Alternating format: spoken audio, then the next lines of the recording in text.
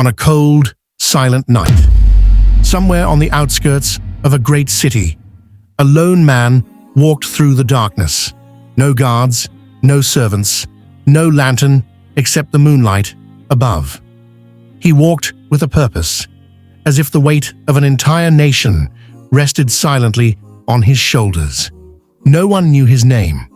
No one recognized his face. But what happened that night would echo through centuries. This is the story of the Night Visitor. As the man walked along the narrow streets, he heard something, a sound that pierced the silence. Children crying. He stopped.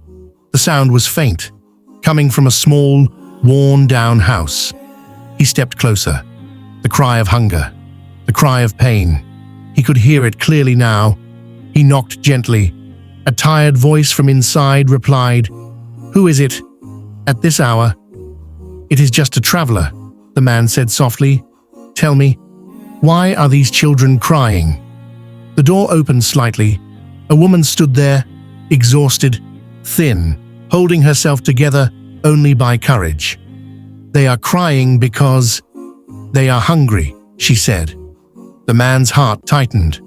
"And what is that pot boiling on the fire?" he asked. She looked away. "Just water. I am only trying to make them believe food is coming, so they might fall asleep." The stranger lowered his head. "And where is their father?" "He died," she whispered. "And the man responsible for leading this nation, he does not know our condition." The words hit him like a sword, but he said nothing. The stranger took a slow breath. "I will return," he said. He turned away and walked quickly into the darkness. Not offended, not angry, but moved, deeply moved. The woman thought he would never come back. She had seen many promises in her life. Very few kept. The man reached the city's central storehouse, a place where food for the poor was kept. He entered quietly. He filled a large sack with flour.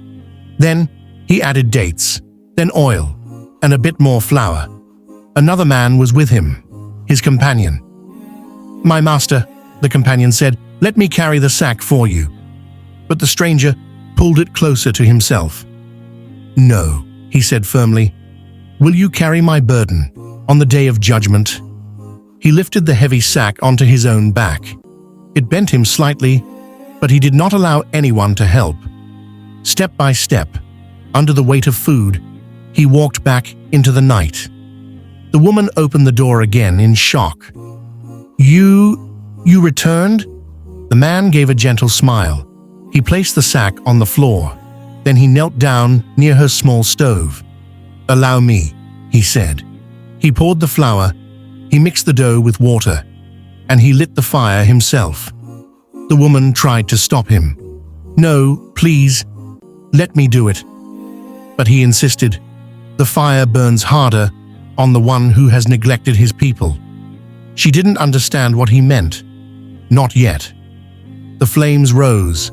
The stranger bent down low to blow gently, as if every breath was a prayer for those children. Soon, the smell of warm bread filled the small home. The children came out, their tiny faces still stained with tears. He handed them the bread with his own hands. They ate hungrily, then slowly. Their cries faded, and smiles appeared. The stranger watched them with a soft, trembling expression, and he whispered, "Tonight, I will not leave until I see them laughing." And he stayed. He stayed until the house was full of joy again. Once the children were fed and asleep, the man stood up. The woman looked at him with gratitude and confusion. "Who are you?" she asked. He shook his head. "Just a servant of God," he replied. He stepped outside into the silent night and walked away. But he kept looking back at the house to make sure the children were still smiling. His companion, who had waited nearby, asked him, "Master, why do you not tell her who you are?" He answered softly, It is enough that Allah knows. The next morning, the city buzzed with its usual movement. Merchants opened their stalls, travelers entered the gates, and people from every corner came to the grand mosque. Inside, the stranger from the night before stood at the front, not as a traveler, not as a visitor, but as the leader of the entire Muslim nation. As people gathered, someone told him, "A woman complained last night that you do not care for her children." The man lowered his head with humility. "I only wish," he replied, "that more people would tell me these things, so I may serve them better." Then he rose to address the people, and finally, his identity became known.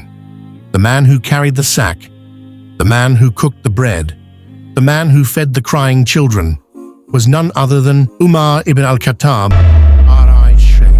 the commander of the faithful, the second caliph of Islam, a man whose power filled empires, yet whose heart bowed before the hunger of a child. And that night, that one simple night, taught the world a lesson no throne ever could. That true leadership is not about titles, not about crowns, not about armies. True leadership is when a man can walk the streets alone to see who still needs him.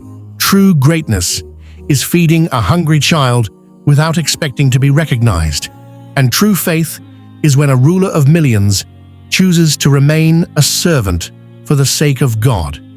That was the night the world learned what mercy looks like, and why the name Umar ibn al-Khattab, R.A., still shines brighter than kings.